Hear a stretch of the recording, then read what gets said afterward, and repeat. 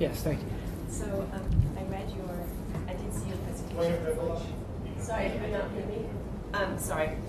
So I read your presentation with interest before we came here, and I have to say that your approach is very different to the one that I thought you were going to take, and really interesting.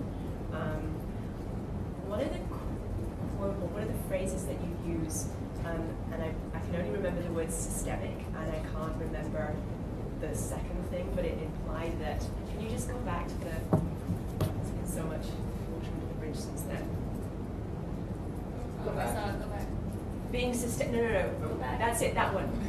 The members of the student union are being systematically uninformed of their rights. Right. Which kind of implies that there's a systemic issue. Mm-hmm.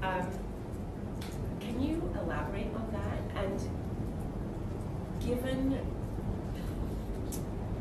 given this, the role that you've created for yourself, in the sense that you feel that well, maybe I should allow you to elaborate on my first point, and then I have a follow-up question.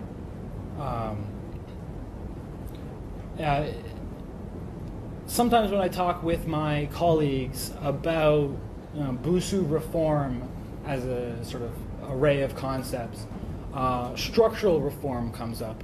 And I've never really been in favor of structural reform of BUSU. Having compared BUSU to other student unions in Ontario, I find it to be at least in the top third of my observation, as limited as that is. In terms of information, like the level of information that's available? I mean, BUSU.net is a great website. The transparency increases in quality. I mean, I come from sort of the 2010, 2011 era, and so forth. Systematically may imply it's a conspiracy. And I don't think it's a conspiracy. I think it is the emergent condition of cultural factors. Some of those factors include a disengaged population who are not literate with the campus civics. So you can tell them to participate and it doesn't mean anything to them. Just a language barrier, if nothing else. And then year in and year out, there are different players who have different self-interests, who do different things. The major thing we can do wrong is painting BUSU with a broad brush.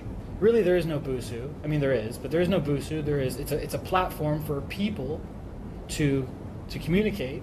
It's not like a corporate conspiracy. There is no there's no BUSU itself as like this all-seeing eye. And it's the same with Brock Radio too. We use the phrase "they" so often. We talk about they. We group people into this lump and then we dismiss them.